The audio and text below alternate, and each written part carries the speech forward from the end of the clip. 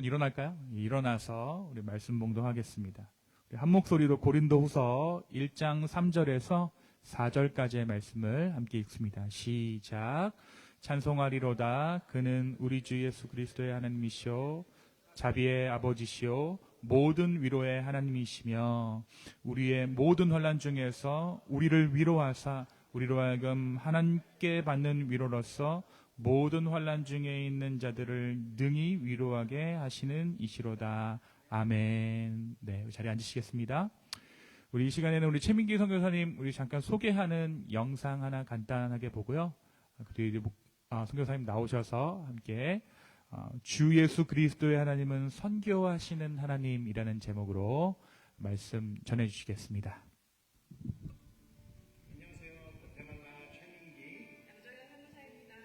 지난 1년간 기도와 후원으로 동역해주신 모든 성도님들께 감사드립니다. 많은 분들의 수고와 노력을 통해서 과테말라에서는 큰 선교의 진보가 있었습니다. 공립학교가 열려서 미자립교회뿐만 아니라 공립학교에도 복음을 들고 들어갈 수 있었습니다. 또 1:1 목회자 양육을 통해서 현지인 목회자를 세울 수 있게 되었습니다. 또 목회자 세미나를 통해 신학과 지도자 교육이 열악한 과테말라의 목사님들 또한 섬길 수 있게 되었습니다. 이 모든 일들이 동역을 통해서 이루어진 것입니다. 과테말라 성도들도 이 기쁨을 함께 누리며 감사의 인사를 드립니다. Muchas gracias a la Iglesia de Corea por las bendiciones que estamos recibiendo para poder practicar el QT. Ha sido de mucha bendición.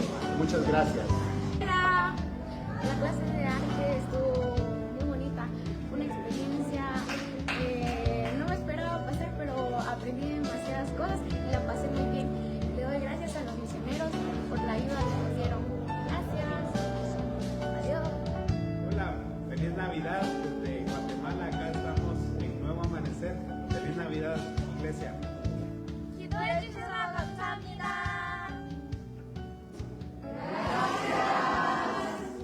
감사합니다. Muchas gracias. 할렐루야. 우리 박수 한번 쳐주시죠. 네. 초대해 주셔서 감사하고 또 이렇게 만나게 된 것은 우연이 아닌 줄 믿습니다. 예, 저희 부모님 뉴저지 사시는데 뉴저지에 있는 교회에서 저 집회 인도 안 합니다. 보통. 예, 더 안 하는데 하나님이 여기 보내주신 데에는 특별한 이유가 있고 오늘 말씀을 들어야 될 분이 계시기 때문에 보내주신 줄 믿습니다. 오늘 그 성령 하나님께서 주시는 그 메시지를 1차 수신자로 받는 여러분 모두가 되시길 주님의 이름으로 축원합니다. 보셨지만 저희 가정에 하나님께서 딸 셋을 주셨어요. 우리가 처음 선교를 이제 갈 때 애들이 이제 초등학생, 중학생이었습니다. 하나님께서 과테말라 선교사로서 마음을 주시고 이제 선교를 가기 전에 아이들을 다 모아놓고 물어봤어요. 자, 하나님께서 우리 가정을 과테말라 선교사로 아빠는 부르는 거를 확신하는데 만약에 이 사명은 우리 가족에게 주신 거니까 너희들 중에 한 명이라도 아니 나는 과테말라 안 갑니다. 나는 친구도 저기 있고 학교도 다녀야 되고 뭐 해서 나는 과테말라 가고 싶지 않아요. 나한테 주신 것 같지 않아요. 그런 친구가 한 명이라도 있으면 우리는 안 가겠다. 기도해보고 이야기해다오. 그래서 이제 기도를 시켰습니다. 왜냐하면 동의를 받고 가야 되잖아요. 그래서 기도를 했어요. 기도를 너무 짧게 했어요. 하루 기도해보고 하루 저녁 기도해보고 다음날 첫째가 와서 얘기했습니다. 아빠, 갈 거면 빨리 가자. 최대한 빨리 가자. 머뭇거리지 말고. 훌륭한 선택이죠. 어차피 갈 거면 뭐 생각하고 계산할수록 어려워집니다. 둘째가 와서 얘기했어요. 과테말라 내가 모르는 나라지만 한번 가보면 재미있을 수도 있을 것 같아. 둘째도 동의했죠? 셋째가 와서 얘기했습니다. 나는 엄마 아빠 가는 데라면 어디든 좋아. 우리가 천국이 어디입니까? 예수님 계신 곳이잖아요. 아이들에게 부모님 계신 곳이 천국이죠. 다 동의했습니까? 예, 다 동의했어요. 다 동의를 받았습니다. 동의를 받고 그곳에 갔지만 동의를 받았다고 해서 우리가 하나님으로부터 사명을 완전히 받고 확인했다고 해서 그걸 가는 길에 어려움이나 환란이 있을까요? 없을까요? 있습니다. 반드시 있습니다. 우리 삶이 좀 비슷하다는 생각이 들었어요. 우리가 걸어가는 이 예수님을 따라 걸어가는 이 길이 예수 믿고 하나님이 우리를 도와주시고 인도해 주시면 순탄하게 풀릴 것 같지만 하나님께서는 이 길 가운데서도 환란과 역경과 어려움들을 허락하신다는 것입니다. 선교지에서 티네이저들을 키운다는 것은 이 세상에서 제일 어려운 일 중에 하나인 것 같아요. 정말 무식하면 용감하다고 그러고 갔지만 가보니 정말 뭐 주재원이나 외교관들도 이 티네이저 때는 절대 나오는 거 아니라고 그러더라고요. 그러니까 나고 자란 데서 겪어도 이 사춘기 시절을 굉장히 어렵게 겪는데 환경이 완전히 바뀌고 이건 환경이 바뀌는 정도가 아니라 더 나아지는 게 아니라 그냥 가만히 있어도 누려야 될 모든 상황들을 다 못 누리게 되는 거잖아요. 저희 둘째는 그 미국에서 태어나서 시리즌입니다. 근데 시리즌으로서 누려야 될 어떠한 것도 누려본 적이 없어요. 그러니까 가만히 있으면 다 될 것을 이제 선교지를 가서 그렇게 어렵게 어려운 상황들을 겪게 된 거죠. 아이들이 너무나 어려워했습니다. 너무나. 처음에는 가서 학교에 이제 보냈어요. 현지인 학교를 보냈습니다. 애들이 이제 순박하고 너무 잘해준다는 거예요. 그래? 너무 재밌다는 거예요. 야, 잘 됐다. 너 잘하고 있구나. 좋아. 한 달이 지났습니다. 괜찮대요. 2달이 지났습니다. 말이 없어요. 3달이 지났습니다. 자기 너무 힘들다는 거예요.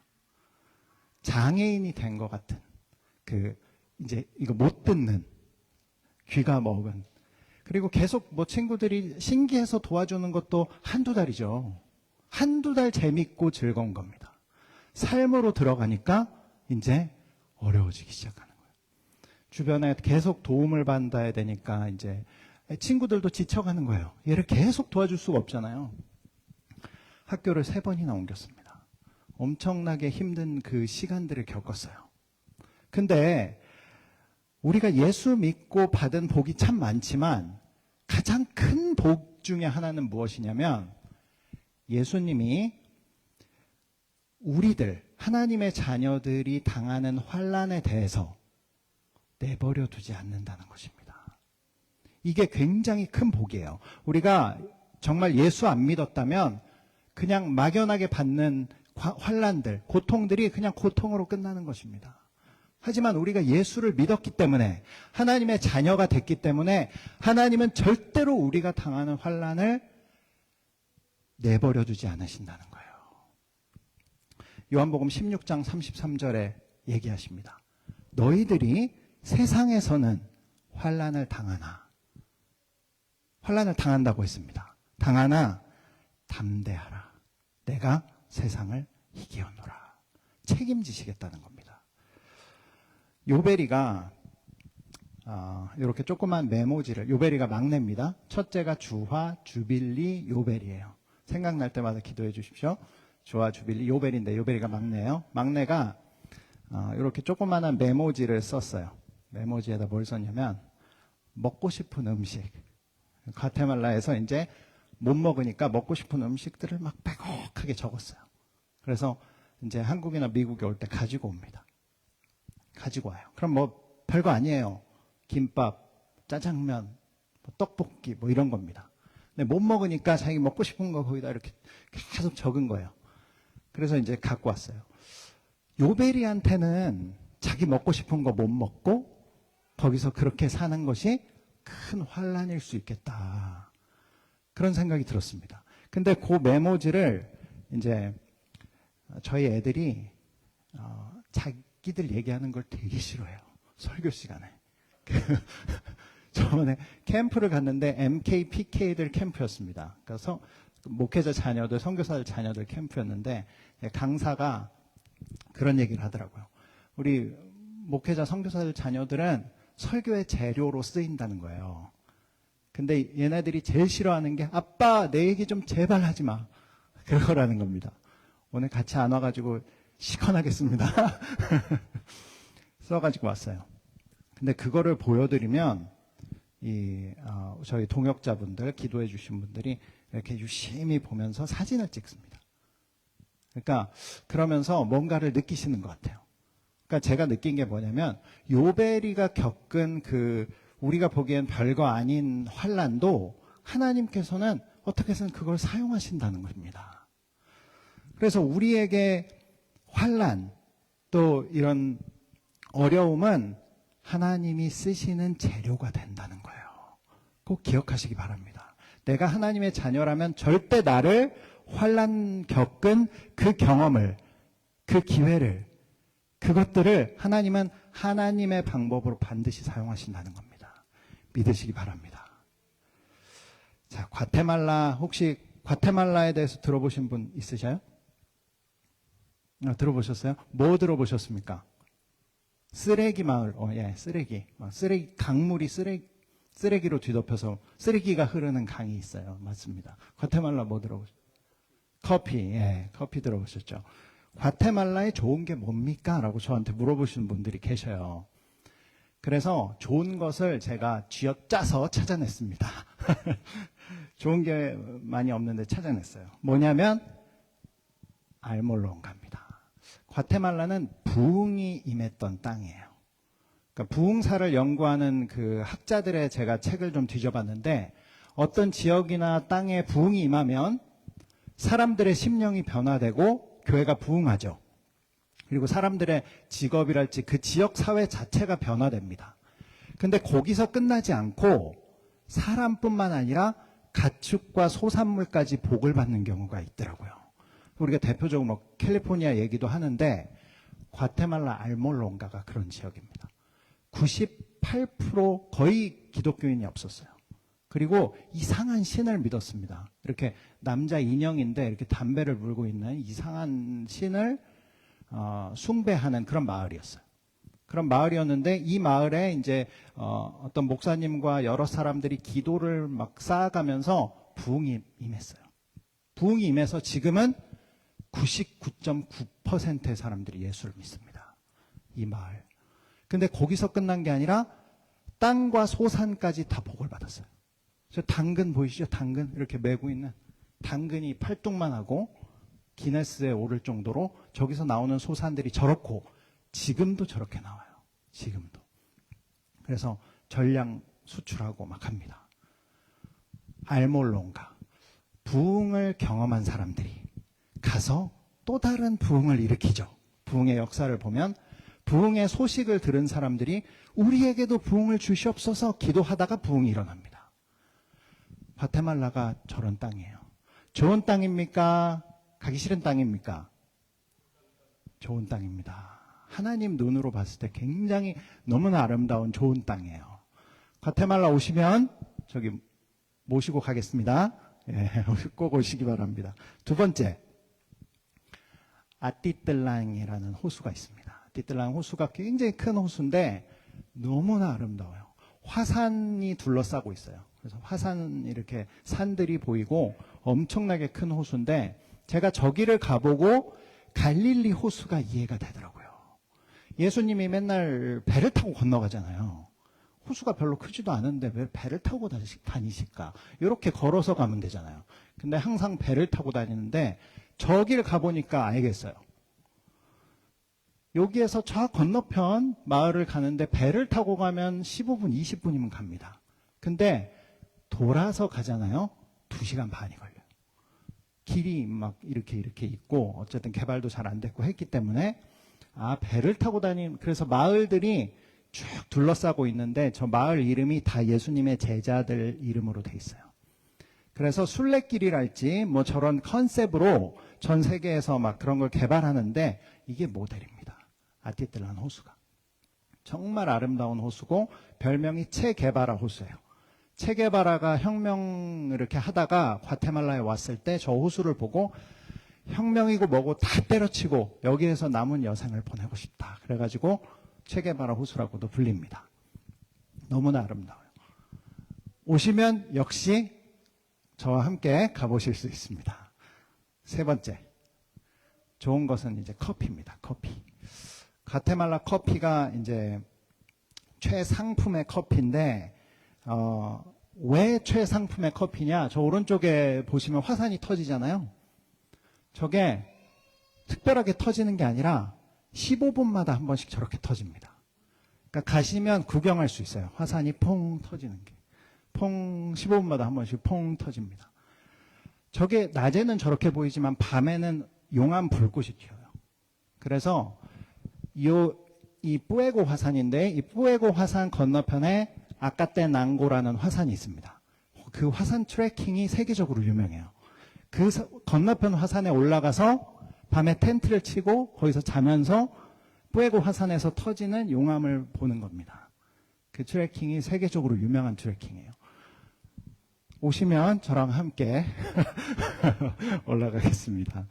예. 제가 좋은 얘기를 먼저 이렇게 드리는 것은 과테말라를 위해서 기도하면서 그 땅의 소망과 또 선교에 대한 마음을 품으시라고 말씀을 드립니다. 근데 이 커피가 왜 좋냐? 저렇게 화산이 터지기 때문이에요. 그래서 과테말라 커피 하면 화산재가 입혀져서 그 스모키한 향이 좋은 아로마 커피가 이제 탄생되는 겁니다. 그리고 커피 재배 최적의 고도 1500m에서 2000m 사이에 그게 최상품의 커피가 나오거든요. 이제 그 위치에서 고도가 그렇게 높으면 사람한테 안 좋아요. 우리 과자 봉지 가지고 비행기 타면 이렇게 빵빵해지잖아요. 그래서 과테말라 오시면 과자 갖고 온 게 이렇게 팽팽하게 팽창돼 있습니다. 그러니까 우리 폐도 이렇게 팽창되잖아요. 그러니까 사람한테는 안 좋아요. 하지만 어디에는 좋다? 커피에는 좋다. 화산재가 사람한테 그렇게 안 좋습니다. 화산재가 이제 폐로 들어가면 폐에 붙어서 굉장히 안 좋대요. 그래서 화산 인근에 사는 현지인들 평균 연령이 굉장히 낮아요. 50세도 안 됩니다. 저렇게 사람한테 안 좋아요, 화산재가. 어디엔 좋다? 커피엔 좋다. 커피가 그러니까 최상품이 되는 이유는 척박한 환경 때문입니다. 근데 하나님께서 우리 그리스도인의 삶을 그렇게 인도하시는구나라는 감동을 주셨어요. 척박한 환경이 오히려 최상품의, 우리 성경에 나오죠? 극상품 포도주가 나오잖아요. 극상품의 상품 가치를 만드는 것처럼 우리 삶에 하나님께서 주시는 환난과 어려움, 그런 고난과 그런 것들을 통해서 하나님이 우리의 삶을 최상품의 크리스천 라이프로 만드신다. 아멘. 동의하고 싶지 않으시지만 아멘입니다. 예. 그렇게 만드시는 것 같아요. 우리의 삶을 커피 열매처럼 다루시는 것 같아요. 그것을 이제 분명하게 보여주고 있는 성경 본문이 있습니다. 사도행전 우리 11장 24절에서 26절 한번 읽어보겠습니다. 자, 시작. 바나바는 착한 사람이요 성령과 믿음이 충만한 사람이라. 이에 큰 무리가 주께 더하여지더라. 바나바가 사울을 찾으러 다소에 가서 만남에 안디옥에 데리고 와서 둘이 교회에 1년간 모여 있어 큰 무리를 가르쳤고 제자들이 안디옥에서 비로소 그리스도인이라. 그리스도인이라는 열매를 안디옥 교회가 받게 된 거예요. 근데 그거의 핵심은 무엇이냐? 바나바의 헌신이 있었다는 것입니다. 바나바의 헌신이. 제가 이제 선교보고를 겸해서 이렇게 같이 설교를 해드릴 거예요. 저희가 처음에 과테말라에 들어가서 처음 시작한 사역이 이제 오지 마을을 다니면서, 이거 PPT 다음 넘겨주세요. 마을을 다니면서 아이들에게 교육을 제공해 주는 것이었어요. 저희 양정현 선교사가 이제 미술을 전공했습니다. 그리고 저는 뭐 영어도 좀 가르칠 수 있고, 뭐 바이블도 가르칠 수 있고. 그래서 이제 오지 마을을 다니면서 아이들에게 미술 교육을 시켜주면서 또 교육 선교를 하는 것이 저희의 처음 사역이었습니다. 과테말라의 공립 교육은 거의 그냥 교육이 없다고 생각하시면 돼요. 오전에 초등학생들이 한 2-3시간 공부하고 갑니다. 그럼 그 건물에서 다시 오후에는 중학생들이 2-3시간 와서 공부하고 끝이에요. 그게 공립교육에. 그러니까 하루에 2-3시간 공부해서 무엇을 배우겠어요? 뭐 음악, 미술, 체육 이런 과목은 아예 없고 아주 기본적인 국어 교육이나 이런 것들만 할 수 있는 것입니다. 그래서 이제 저희가 들어가서 교육을 했는데 아이들이 너무 좋아하는 거예요. 한국은 지금 출산율이 몇 프로인지 아십니까? 몇 프로예요? 젊으신 분들은 잘 아실 것 같아요. 한국 출산율. 네, 0.72.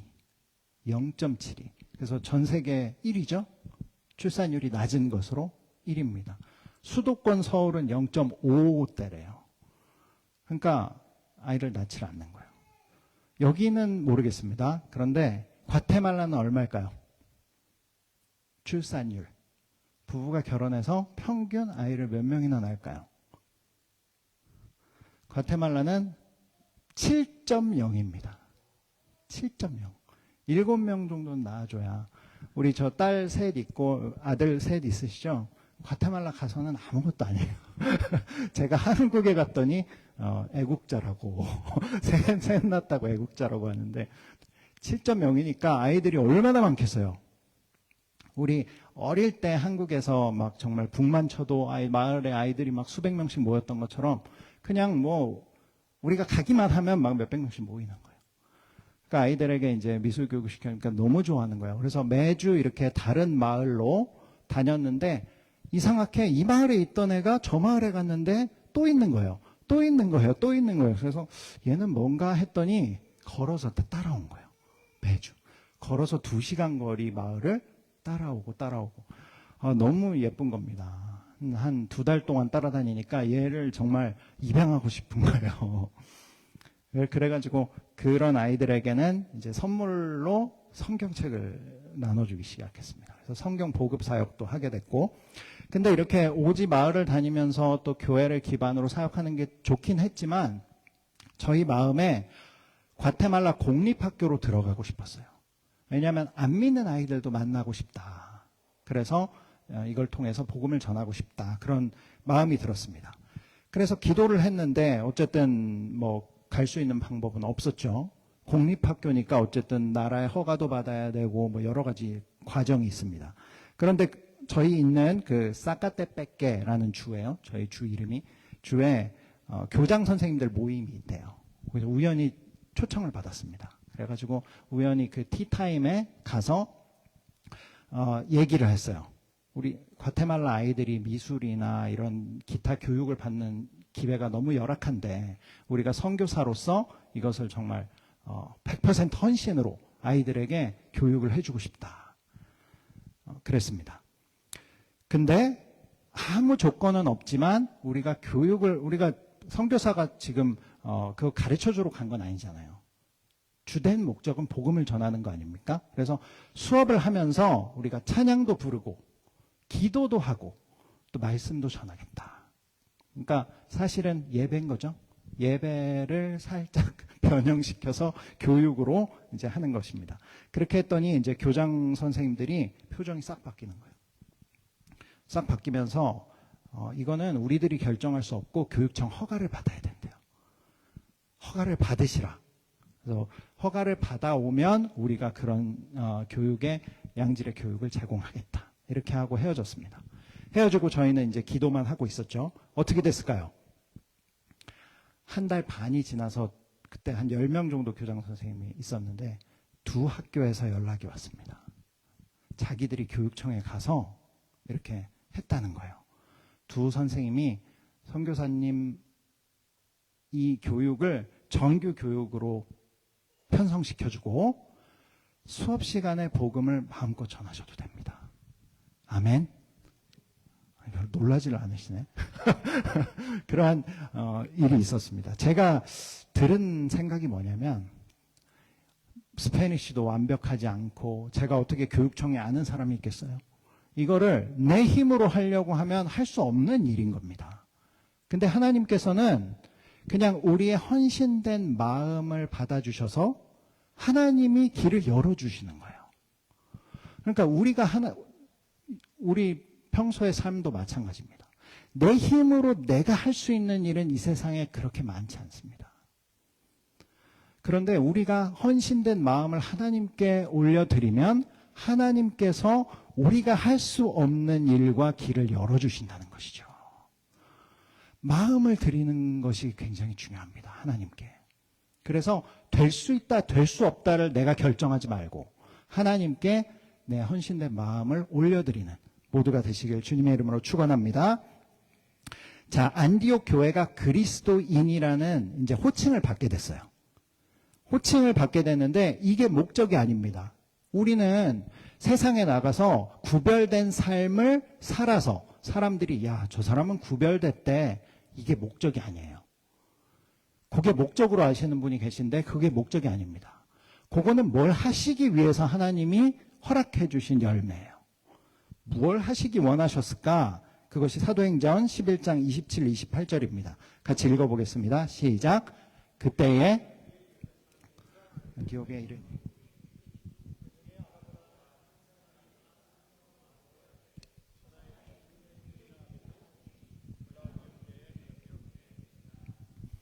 그때 언제입니까? 그때 안디옥 교회 교인들이 그리스도인이라고 불리기 시작한 바로 그때. 그러니까 요걸 기다린 거예요, 하나님이. 아, 요 수준에 올라왔구나. 기다린 거예요. 기다리자마자 하나님이 하고 싶은 일을 하십니다. 그게 뭐냐면 천하에 큰 흉년이 들은 거예요. 천하에. 많이 들어보지 않았습니까? 도망갈 데가 없는 거예요. 팬데믹입니다. 큰 흉년. 페민이죠. 그러니까 팬데믹 페민이에요. 어디 간다고 해결되는 게 아니에요. 전 세계가 다 흉년이 들었습니다. 흉년 자체는 좋은 게 아니죠. 우리에게. 경제 위기, 정치적인 위기, 나라가 위기를 겪게 되는 것은 우리한테 좋은 일 게 하나도 없습니다. 그 어려움이 나에게도 오겠죠.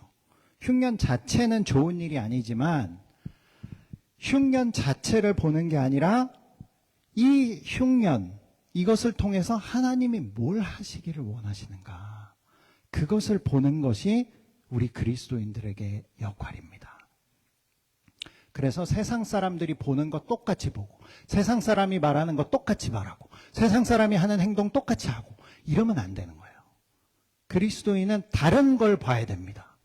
다른 걸 볼 수밖에 없어요. 제가 선교지에 있으니까 한국 조선 땅에 오셨던 선교사님들이 그렇게 생각이 나요. 이분들은 무엇을 봤지? 이분들은 무엇을 기도했지? 이분들은 무슨 소망을 가졌을까?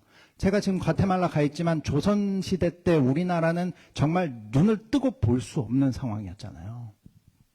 세상 사람들은 어떻게 얘기했는지 제가 찾아봤습니다. 조선 땅에 대해서.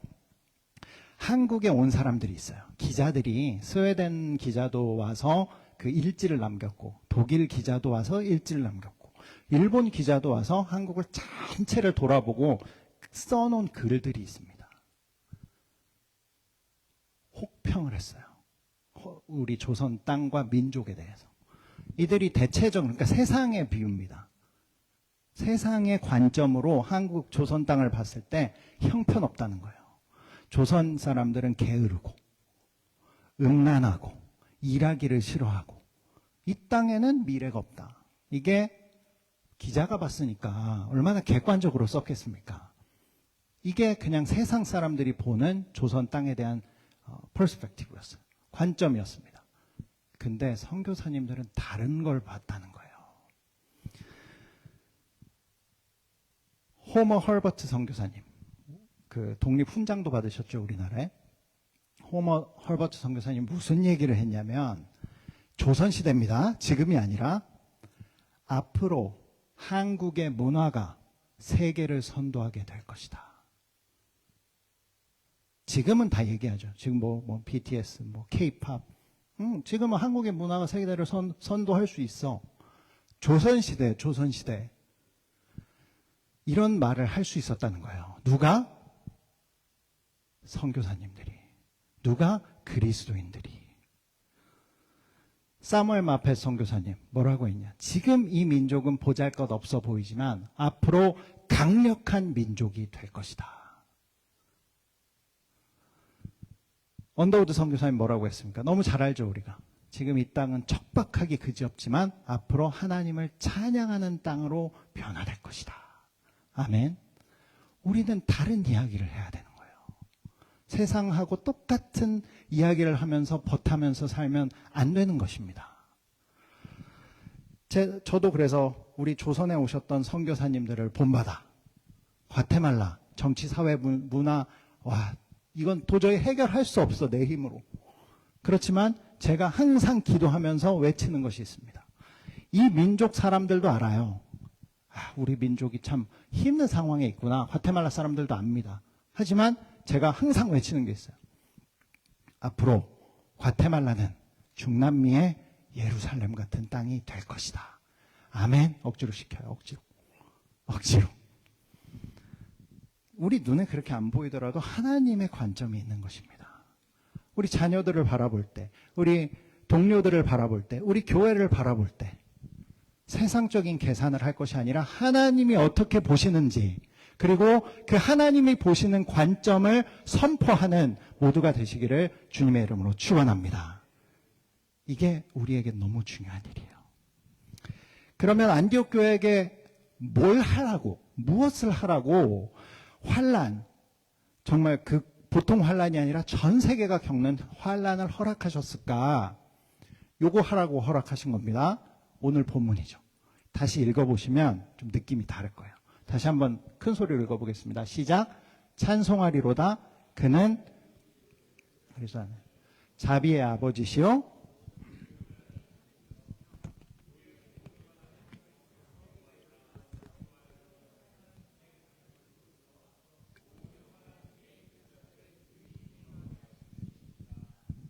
교회가 무엇하라고 합니까?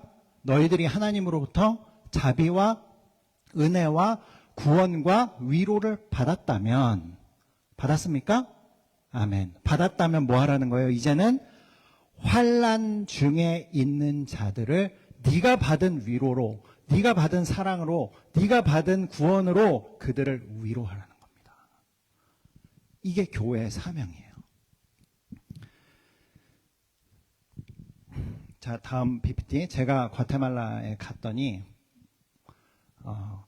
과테말라에 제일 필요한 사역 중에 하나가 목회자 양육이더라고요.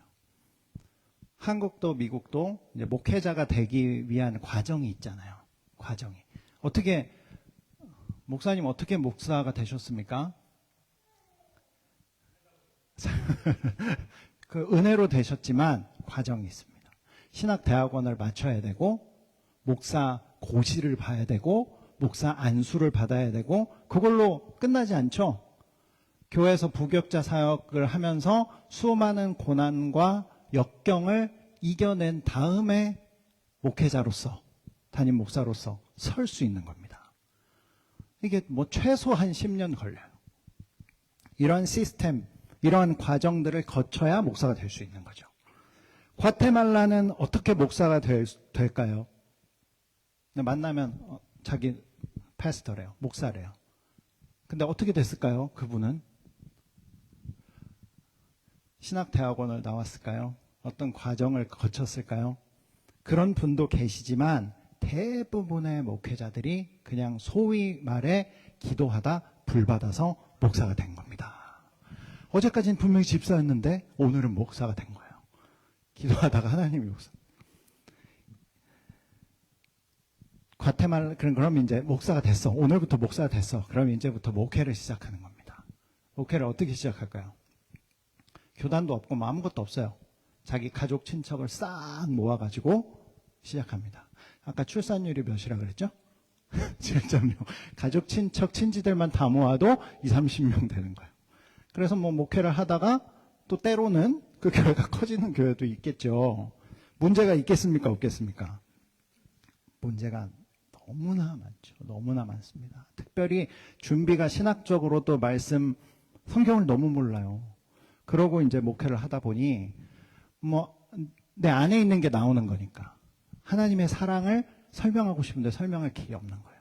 그러니까 자기 첫사랑 얘기를 막 하는 겁니다. 그리고 끝날 때까지 도대체 자기 첫사랑 얘기하다 끝난 거예요. 설교가.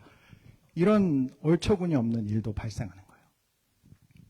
저희 동역자 보리스 목사하고 같이 그 성도가 운영하는 빵 공장 창고를 빌려서 저희가 교회를 하고 있었습니다. 한 20-30명 모였어요. 근데 어느 날 이제 자기가 이거 써야 되니까 나가라는 거예요. 그래서 굉장히 힘들었어요. 갑자기 뭐 장소를 구하기도 어렵고 여러 가지 힘들었습니다. 그래서 하여튼 구했어요. 구해서 나갔어요. 나갔더니 알고 봤더니 그 빵 공장 주인 성도가 기도하다 불 받아서 자기가 목회하겠다고 내보낸 거였어요. 나중에 알고 봤더니. 이런 일들이 발생하는 겁니다. 제가 그래서 그때 깨달았어요. 하나님께서 나를 왜 그렇게 뺑뺑이라고 그러죠? 이렇게 돌리셨나. 한국과 또 미국에서 목회도 하게 하시고 또 한국에서는 교회 개척도 하게 하시고 왜 그렇게 하셨는지를 알겠더라고요. 이 목회자들이나 목회를 하는 게 훤히 보이더라고요. 무슨 생각을 하고 있겠구나. 어떻게 하고 싶은 거구나.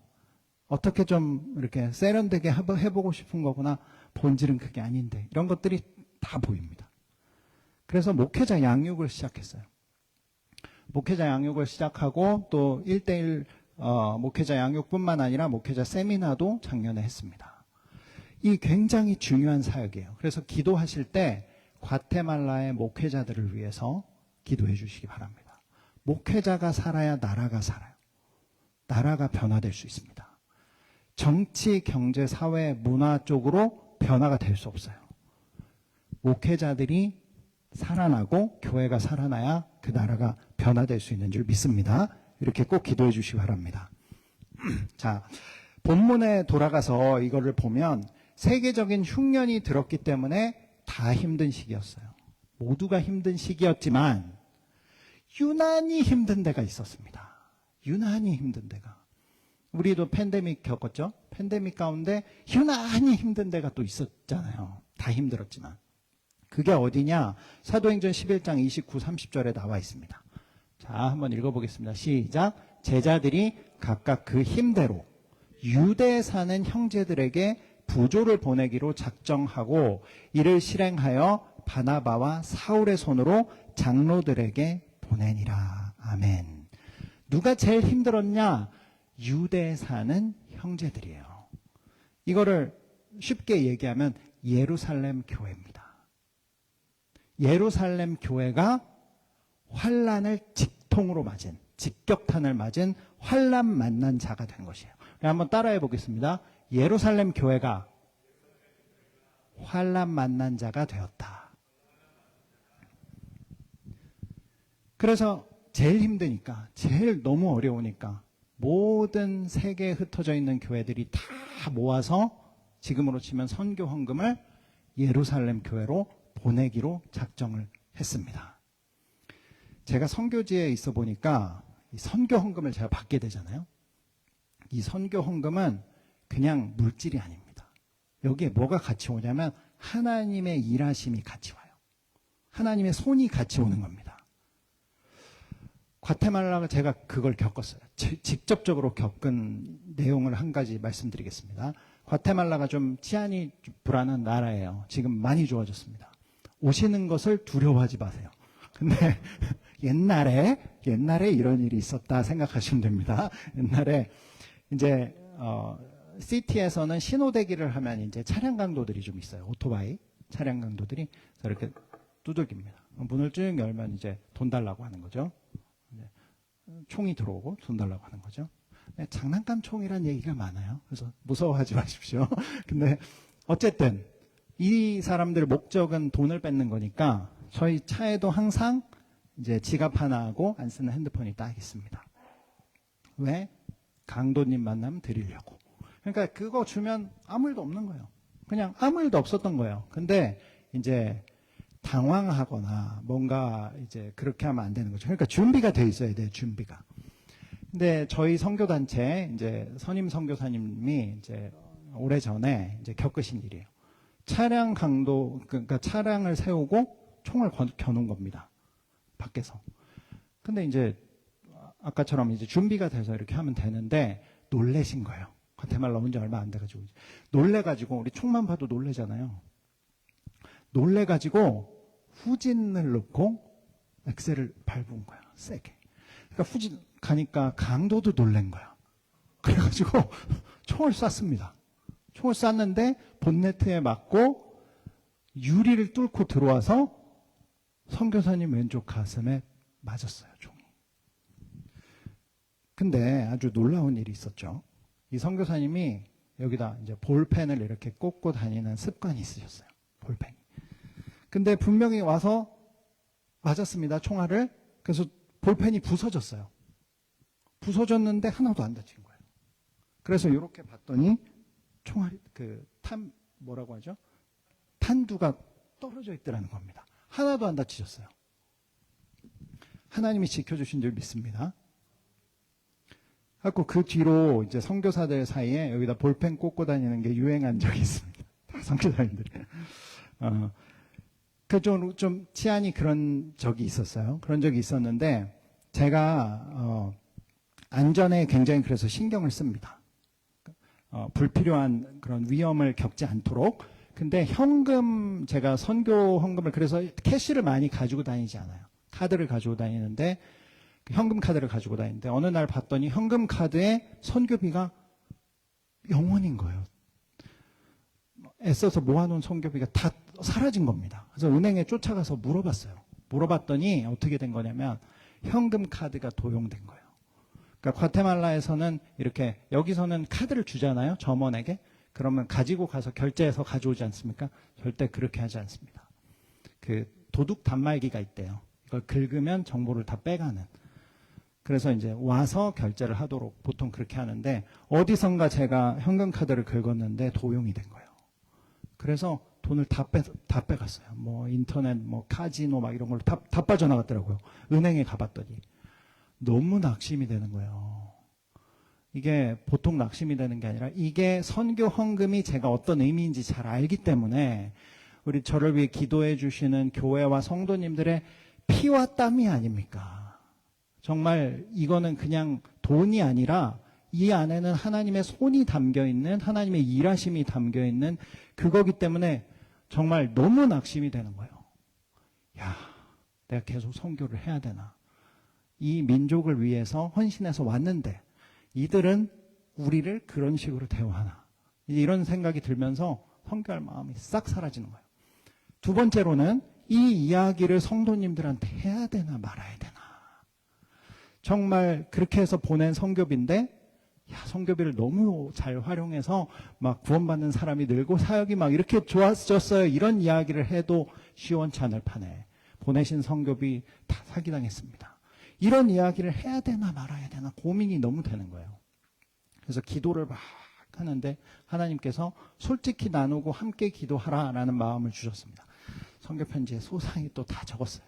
이렇게 해서 이렇게 했습니다. 선교비가 줄어들면 어떡하나, 끊기면 어떡하나 이제. 하지만 하나님이 하시라니까 해가지고 보냈어요. 보냈는데 제 생각과 너무 다른 거예요. 이 편지를 받은 성도님들이 저를 책망하는 게 아니라 저를 엄청 위로하면서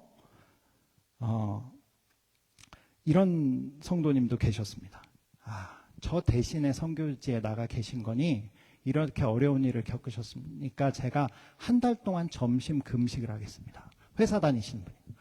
회사에서 점심을 안 먹고 금식을 하고 그 점심 비용을 한 달을 다 모아서 저한테 보내주셨어요.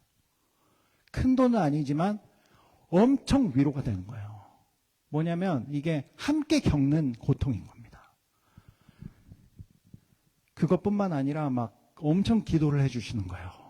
낙심하지 마세요. 막 하면서 저에게. 그래서 제가 오히려 너무 큰 위로를 받았습니다. 그리고 하나님은 그 일을 그냥 내버려 두시지 않으시더라고요.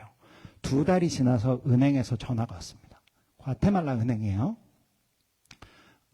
이제 고객님 그 2달 전에 이렇게 하셨던 카드 도용으로 잃으셨던 돈 전액을 은행에서 보상해 드리겠습니다.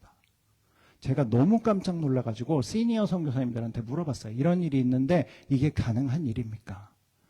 한국은행도 아니고 미국은행도 아니고 과테말라 은행에서 자기들이 잘못한 것도 아니고 고객이 카드를 사용하다 도용당한 돈을 전액 보상해 주는 있을 수가 없는 일이라는 겁니다.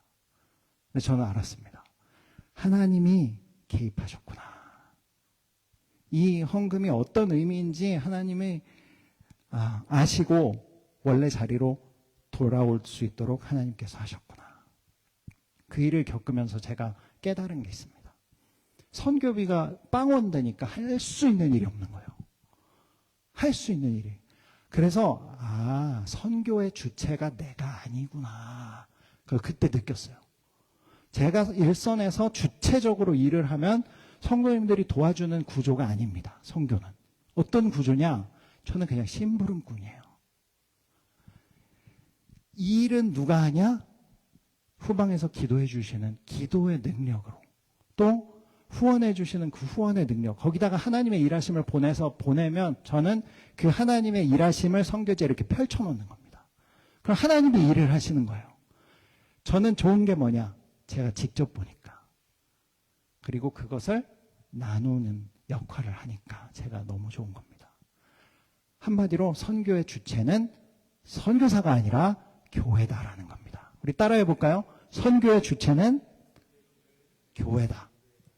선교의 주체는 바로 나다. 아멘. 아멘. 이걸 경험하게 해주셨습니다. 근데 만약에 정말 흉년도 없고 환란도 없었다면 이 이방 지역의 교회들이 예루살렘 교회로 부조하는 이 일이 가능했을까? 그리고 예루살렘 교회가 이 부조를 결국에는 잘 받게 됩니다.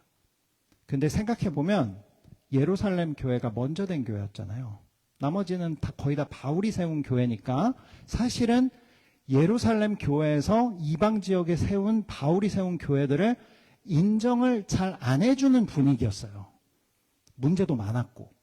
근데 인정을 안 해주면 어떻게 됩니까? 바울이 세운 교회들이 자칫 이단될 수 있어요. 그러니까 이 교회들은 반드시 뭐랑 연결돼야 되냐면 예루살렘 교회랑 연결돼야 이게 의미가, 하나님 나라의 큰 우주적인 교회로 봤을 때 의미가 생기는 거예요. 그런데 이런 흉년이 없었다면 예루살렘 교회가 더 부자예요? 더 먼저 됐어요?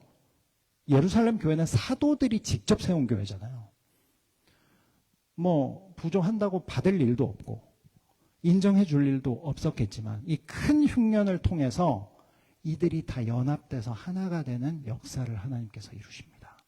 이게 엄청나게 중요한, 기독교 역사에서 굉장히 중요한 사건입니다.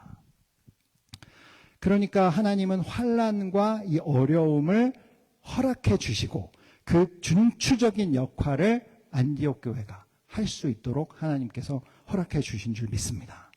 그래서 하나님은 환난을 통해서 선교하시고 일하시는 거예요. 이 본문을 통해서 제가 깨달은 게 뭐냐면, 우리 그리스도인들은 환난당한 자에게 보냄을 받은 사람들이구나. 그거를 알고 난 뒤에는 다른 게 보이더라고요. 몇 달 전에 아까 그 화산 터진 것처럼 과테말라에 화산이 크게 터졌습니다. 뉴스에도 나왔어요. 몇 달 전에. 화산이 저렇게 매일 그렇게 터지는 거고, 한 번씩 크게 분화하면 도심이 다 마비되고 비행기도 못 뜨고 막 그런 일들이 생겨요. 그리고 인근 마을에는 이제 화산재 피해를 받게 되고 2018년도에는 많은 사상자가 났습니다. 화산이 터져서. 몇 달 전에 화산이 터졌어요. 3만 명이 이재민이 됐습니다. 화산 인근 마을에. 근데 이 말씀을 통해서 보니까 나를 과테말라에 하나님께서 왜 보내셨냐? 환난당한 자를 도우라고 보내신 거예요. 그래서 이제 이들을 도와야 되겠다. 우리 3만 명을 다 도울 수는 없지만 이렇게 지도를 보니까 화산 용암이 이렇게 흘러나왔을 때 제일 먼저 만나는 마을이 딱 있더라고요. 그래서 그 마을을 찾아갔습니다. 구호 물품을 이제 준비해서 기도하면서 막 준비했어요. 옥수수 가루도 준비하고 이들의 생필품 중심으로 이렇게 준비해가지고 갔습니다. 가서 이제 마을을 방문해서 이들을 위해서 기도해주고 이제 그 구호 물품을 전달하는 사역을 했어요. 구호 물품을 받으러 오신 할머니 한 분이 간증을 하시는 거예요. 저희에게. 뭐라고 간증했냐면 이렇게 간증했습니다. 이 할머니가 한 말이에요. 우리는 이 화산이 터져서 화산 용암이 우리를 덮쳐도 도망갈 곳이 없습니다. 또 다른 집이 있는 것도 아니고 여기 말고 새로운 곳에서 삶의 터전을 새로 꾸릴 힘도 없습니다. 그냥 있는 거예요. 그냥 죽게 되면 죽는 겁니다. 그래서 기도만 했는데 하나님의 손이 이 화산을 막아주시는 것을 보았습니다. 하지만 언제 또 피해를 당할지 알 수 없어서 너무 힘들고 무서웠는데 한국인 교회가, 한국 사람들의 교회가 이렇게 우리를 위해 기도해주고 도와주신다니 너무나 감사합니다. 이 구호 물품과 기도 안에 있는 하나님의 따뜻한 손을 저는 봅니다. 이렇게 얘기하면서 우셨어요. 우리도 같이 울면서 기도해드렸습니다. 하나님이 이렇게 일하시는구나. 하나님이 환난당한 자, 이 환난당한 자들은 절망과 고통 속에서 예수 그리스도의 이름으로 오는 도움을 통해서 위로와 세움을 받습니다. 그날 그 할머니뿐만 아니라 많은 환난당한 자들이 위로와 세움을 받는 것을 제가 직접 봤습니다. 그리고 이 환난당한 소식을 들은 교회들은 내가 받은 위로와 은혜로 인해서 이 환난당한 자들을 도움으로 말미암아 교회가 세워지는 것입니다. 둘 다 세움을 받게 되는 거예요. 그래서 하나님께서 교회를 어떻게 일으켜 세우시는가? 환난당한 주변의 이웃들, 환난당한 내 친구들, 환난당한 자녀들, 환난당한 선교사들, 환난당한 선교지의 영혼들, 우리의 형제 자매들을 도움으로 말미암아 내가 일어서게 된다는 겁니다. 이것이 영적인 원리인 줄 믿습니다. 마지막으로 제가 또 느낀 게 하나 있어요. 우리 가정을 환난당한 과테말라 사람들에게 보냈을 뿐만 아니라 우리도 환난당한 자로 쓰시는구나. 바로 그것을 깨달았습니다. 우리를 예루살렘 교회처럼 쓰시는 것을 경험했어요. 뭐냐면 제가 이제 과테말라 간 지 1년도 안 되는 어느 날이었습니다. 일어났는데 뭔가 몸이 이상한 거예요. 이게 감이 있잖아요. 감기, 몸살 이런 게 아닌 거예요. 뭔가 굉장히 심각한 병에 걸린 것 같아요. 근데 뭔지 잘 모르겠습니다. 그래서 병원에도 가보고 또 뭐 약도 먹어보고 주변에 뭐 물어보고 선교사님들한테도 물어보고 뭐 수액을 맞으라 그래서 수액도 맞아보고 뭐 별의별 약을 막 다 먹어봤어요. 안 낫는 거예요. 효과가 하나도 없는 거예요. 그러면서 살이 빠지기 시작하는데 2주 정도가 지나니까 살이 20kg가 빠졌습니다. 뼈만 남은 거예요. 근데 살만 빠지면 살 빼고 싶어 하시잖아요. 살만 빠지면 좋겠으나 근육이 몸에서 싹 다 빠진. 그러니까 근육과 살이 한 20kg 빠지니까 못 걷겠더라고. 걸을 수가 없습니다. 뭐 뭘 해봐도 안 되는 거예요. 병원에서도 못 고치고. 그래서 이제 누워가지고 이렇게 죽나? 뭐 한국에 가라고 하는데 뭐 걷거나 이렇게 비행기 탈 기운이라도 있어야지 그 가는 겁니다. 미국에도 마찬가지고. 아예 일어나지도 못하겠는데 뭐 한국도 갈 수 없고 미국도 갈 수 없는 거죠. 아, 이렇게 죽나 보다 하면서 누워 있는데 갑자기 머릿속에 너무 억울한 생각이 드는 거예요. 9개월 정도밖에 안 돼가 1년도 안 됐습니다. 하나님, 갑자기 그 이제 나쁜 영의 음성도 들리고, 야, 너는 선교에 실패한 거야. 오자마자 네가 한 게 뭐가 있냐? 지금 1년도 안 돼가지고 그 스페인어 배우고 뭐 한 것도 없는 거예요. 진짜 이렇게 내세울 만한 사역이 없는 거예요. 교회를 세운 것도 아니야. 뭘 했냐 너는? 그러면서 너는 실패한 선교사야. 이런 음성을 계속 넣어주는 거예요. 하나님, 제가 한국에서 또 미국에서 부격자 생활도 열심히 하고 한국에서 개척도 하고 이런 과정들을 다 겪으면서 그때 엄청나게 심한 우울증과 공황장애를 겪었습니다. 자살 충동을 막 매일 느끼면서 그렇게 살던 그 과정들을 지나서 선교지까지 왔는데 이렇게 죽으면 저를 파송한 교회나 후원자들은 도대체 뭐라고 생각하겠습니까? 너무 억울합니다. 난 이렇게 죽고 싶지가 않아요. 실패한 선교사로 낙인 찍히는 것도 너무 싫습니다. 그러면서 하나님께 원망 불평을 막 했어요. 난 이렇게 죽을 수 없다고. 너무 비참하게 생각되는 거예요, 제 삶이. 그런데 그때 하나님께서 제 머릿속에 한 사람을 딱 생각나게 해주셨어요. 그게 누구냐면 조선 땅에 오셨던 루비 캔드릭 선교사님이에요. 들어보셨습니까? 루비 캔드릭. 워낙 유명하신 선교사님이에요. 이분이 솔로로 결혼도 안 했습니다. 25살에 한국에 왔어요. 25살에 한국에 와서 9년 만에, 9개월 만에 순교했습니다. 그러니까 한국어 공부 중이었대요. 저하고 너무 비슷한 거예요. 한국어, 스페인어 공부 중이었어요. 공부 중에 의미 있는 사역이 없어요. 그래서 이분은 뭐 한국에 교회를 세운 것도 아니고 뭐 제자를 양육한 것도 아니고 뭐 학교를 지은 것도 아니고 한 일이 없습니다. 한 일이 없는데 우리에게 너무나 유명하죠. 이분이 이제 그 고향에 쓴 편지에 이렇게 썼습니다. 하나님께서 나에게 또 다른 생명을 주셔도, 또 다른 생명을 주셔도, 1000개의 생명을 주셔도 이 1000개 모두를 조선을 위해서 드리겠습니다. 그게 묘비명이 됐죠. 제가 선교 오기 전에 양화진도 방문해서 묘비도 실제로 봤습니다. 1000개의 생명. 그래서 이걸로 굉장히 유명하신 분이에요. 그래서 이 소식을 들은 미국의 많은 청년들이 그럼 내가 루비 캔드릭 선교사의 못다한 선교를 이루겠다라고 하면서 그때부터 청년 젊은 선교사들이 조선 땅에 들어가고 중국 땅에 들어가기 시작합니다. 루비 캔드릭 선교사를 제 머릿속에 딱 생각나게 해주시면서 딱 한마디 하시더라고요.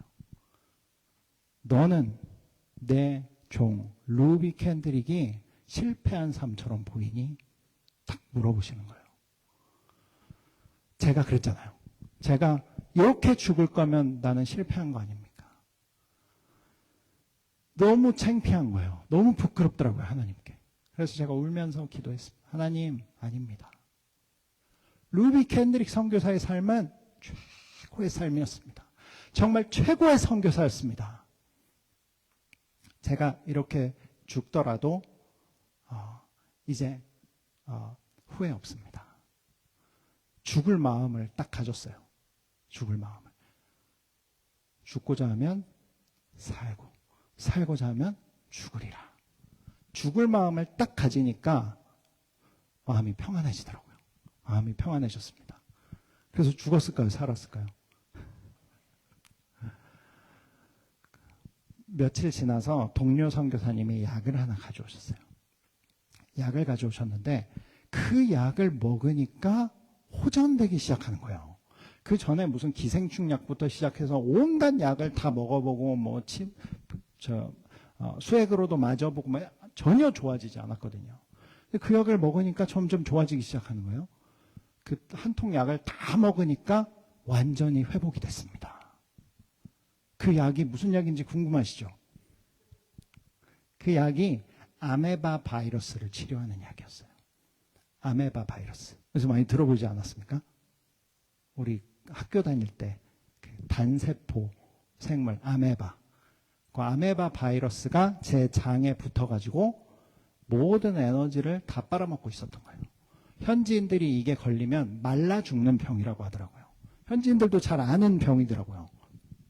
그래서 이제 노약자나 어린이들은 금방 죽는다는 거예요. 에너지가 다 빠져나가서 말라 죽는 병. 그래서 제가 너무 궁금해가지고 한국에 있는 의사 선생님한테 전화를 했어요. 선생님, 제가 아메바 바이러스에 걸렸다는데 이게 도대체 무슨 병입니까? 물어봤어요. 그랬더니 한국에 있는 선생님이 자기도 의대 다닐 때 책에서 한 번 봤대요. 지구상에 아직도 그 바이러스가 존재했냐고 저한테 그러면서 저를 또 엄청 위로해 주셨습니다. 제가 느낀 게 뭐냐면, 하나님께서 나를 환난 당한 자에게 보내기도 했지만 나도 환난을 당하게 하셨구나. 왜? 교회를 세워주시기 위해서. 여러분들 생각해 보세요.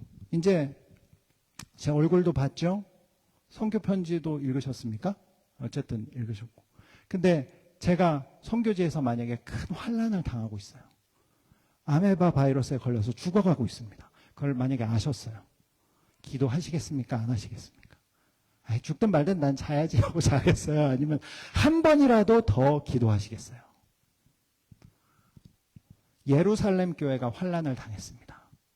모든 교회들이 그 예루살렘 교회를 부조하면서 엄청 기도하면서 하나님께서 그 교회들을 불같이 세워주신 줄 믿습니다. 오늘 성경에 나와 있어요. 우리 이 교회 마케도니아 교회가 바로 그랬습니다. 마케도니아 교회 이 본문을 읽으면서 우리 오늘 말씀 마무리하겠습니다. 고린도 후서 8장 1절과 2절입니다.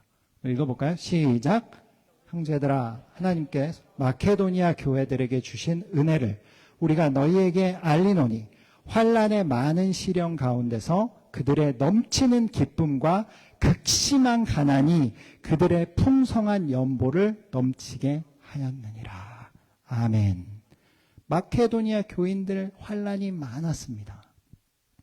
극심히 가난했대요. 그런데 뭐가 있었습니까? 이들에게 넘치는 기쁨이 있었다는 거예요. 그리고 이들이 예루살렘 교회를 돕는 가장 풍성한 연보를 했다는 겁니다. 제일 가난하고 제일 고통스럽고 제일 환난이 많은 교회가 하나님께 제일 크게 쓰임을 받았다는 겁니다. 왜 그랬을까요? 이들은 정말 알았습니다. 예수 그리스도께서 우리의 환난을 책임져 주신다는 것을 알았고, 두 번째로 이 의미가 무엇인 줄 알았던 것 같아요. 하나님께서 환난당한 교회, 환난당한 형제자매들을 돕는 것이 우리를 세워주시려고 하는 목적이 있구나라는 관점을 분명하게 봤던 겁니다. 그러니까 없는 가운데에서도 그렇게 할 수 있었던 것이죠.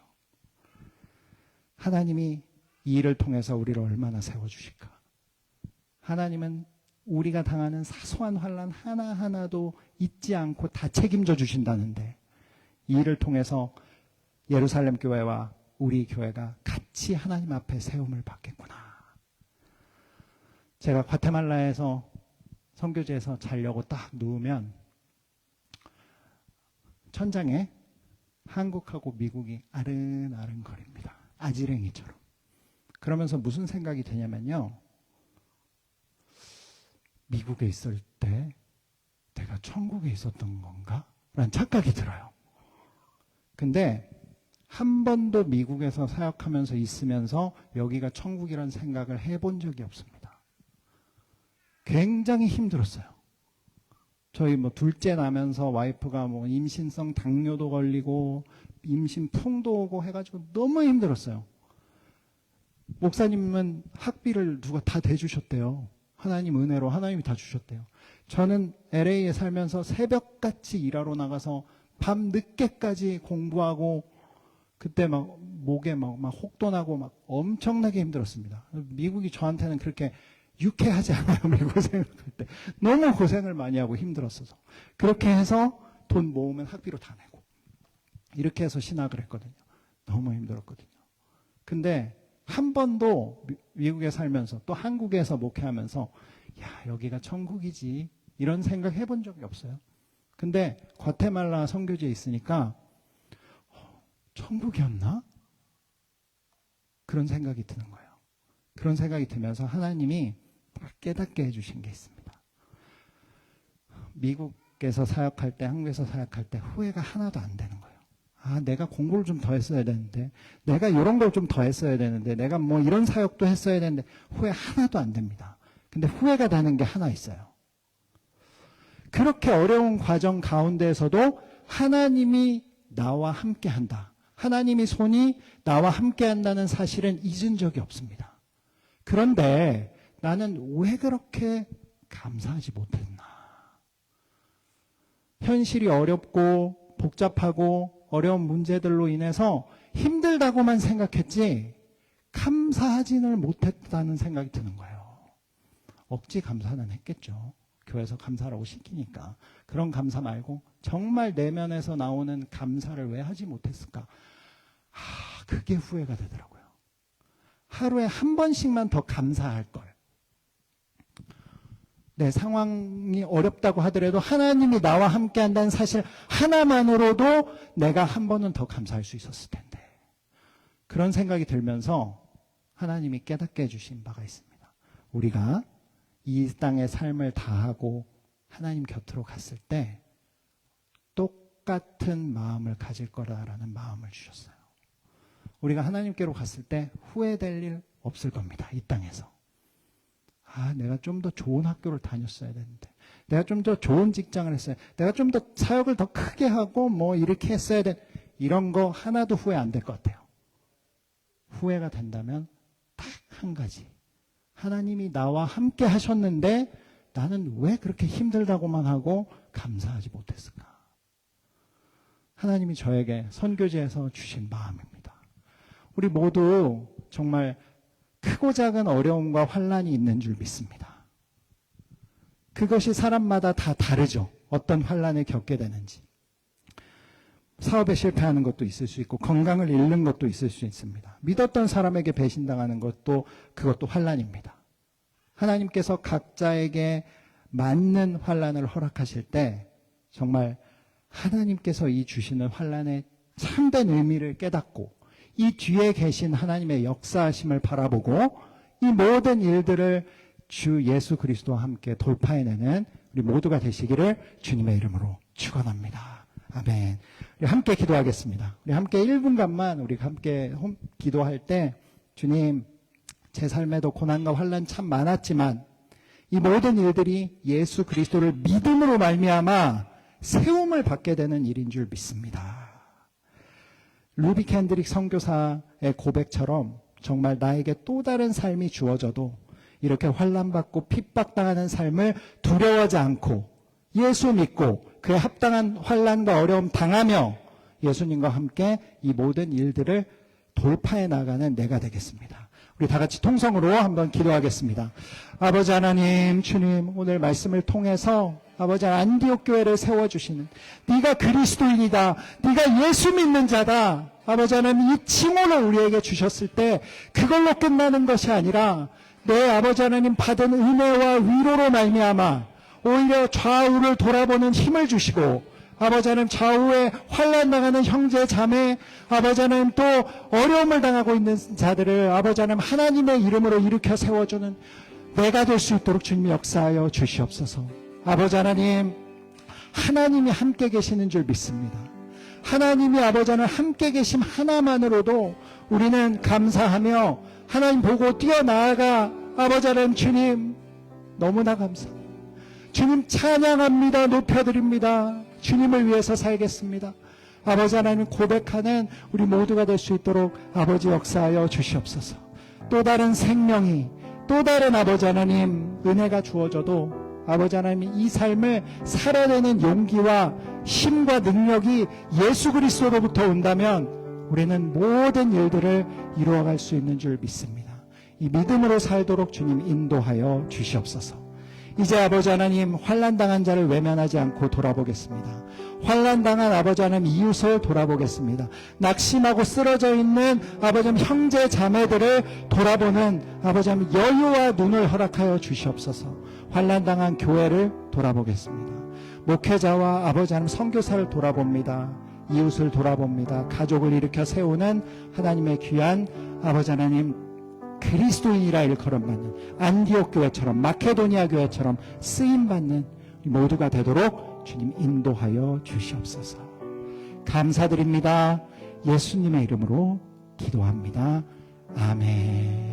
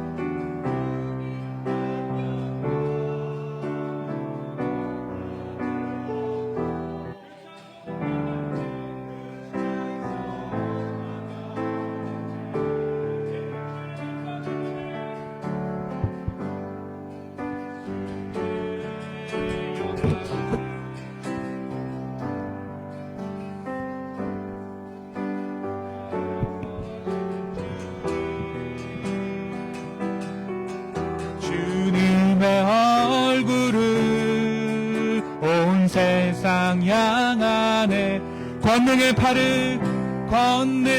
팔을 드셨네. 주의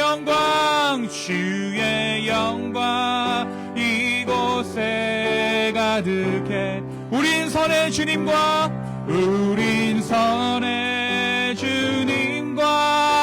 함께 찬양하며 우리는 전진하리. 모든 열방 주 볼 때까지. 이 시간 다시 한번 여러분을 기도의 자리로 초청합니다. 여러분, 입을 열어 기도하십시오. 마지막 때입니다. 기도할 때입니다. 하나님께서 일하고 계십니다. 정말 오늘 이 마지막 때에 마지막으로 하나님께서 우리에게 기도의 기회를 주신다면 여러분 어떤 기도함으로 어떤 마음제도로 주님 앞에 나아가겠습니까? 주님, 다시 한번 나의 삶을 드립니다. 나의 마음을 드립니다라는 그 마음 가지고 다시 한번 우리 주님께 기도하며 부르짖으며 나아가겠습니다. 함께 기도합시다. 아버지 하나님, 우리의 마음을 드리며 나아갑니다. 성령님, 우리 가운데 함께하여 주시고 역사하여 주십시오. 정말 이 회치한 무덤 같은 이 교회 가운데 성령님 역사하여 주시고 정말 주님께서 일하여 주시기를 간절히 소망합니다. 회개하지 못하고 말씀 듣지 못하는 이 교회 가운데, 돌이키지 못하는 이 교회 가운데, 이 기쁨의 교회 가운데 성령 역사하여 주시고 일하여 주시옵소서. 아버지 하나님, 정말 이 마지막 때에 주의 사명 감당하고자 하는 교회지만 우리의 부족함을 봅니다. 성령님, 우리 가운데 역사하여 주시고 은혜 더하여 주시옵소서. 주님 인도하여 주시옵소서. 다시 한번 기도합니다. 주님, 이 마지막 때에 주님의 선교의 사명을 감당하는 교회 되게 해주십시오. 정말 그 마음의 소망함을 가지고 주님께 간절하게 기도했으면 좋겠습니다. 주여, 우리를 사용하여 주십시오. 우리를 대신하여 선교하고 있는 선교사님들 생각하면서 정말 우리가 편하게 신앙생활했구나, 정말 안일하게 신앙생활했구나 회개하며 주님 앞에 다시 한번 기도하며 나아가겠습니다. 함께 기도합시다. 아버지 하나님, 정말 우리의 마음을 주님 앞에 드립니다.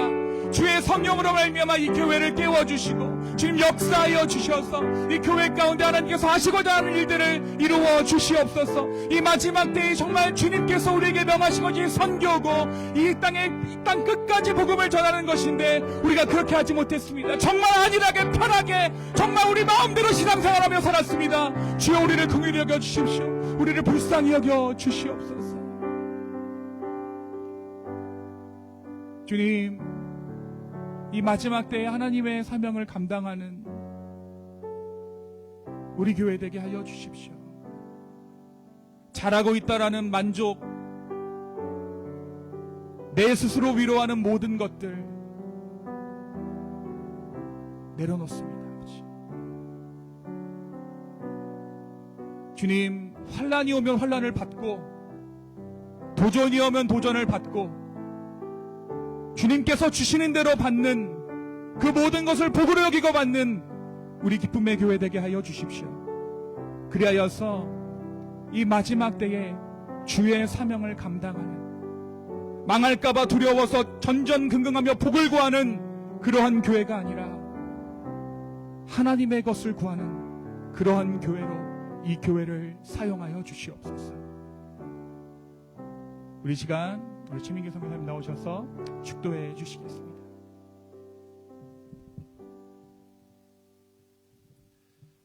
지금은 우리 구주 예수 그리스도의 한이 없으신 은혜와 하나님 아버지의 넓고 무한하고 끝없는 사랑과 성령님의 감화 교통 충만케 하시는 역사하심이 오늘 이 예배를 통해서 하나님, 나의 인생의 크고 작은 어려움들과 환난 가운데서도 예수 그리스도께서 그 모든 것들 담대하라 내가 이겼노라 그 마음을 품고 나아가기 원하는, 그리하여 교회 아버지 하나님 일원으로서 또 나에게 주어진 모든 삶의 모든 순간순간마다 하나님의 역사하심을 바라고, 또 나뿐만 아니라 이웃을 돌아보며 또 자녀들의 삶 또한 하나님께 드리기 원하는 하나님의 모든 백성들 위해, 기쁨의 교회 위에, 오늘도 예배드리는 하나님의 우주적 교회 위에, 선교지의 교회 위에,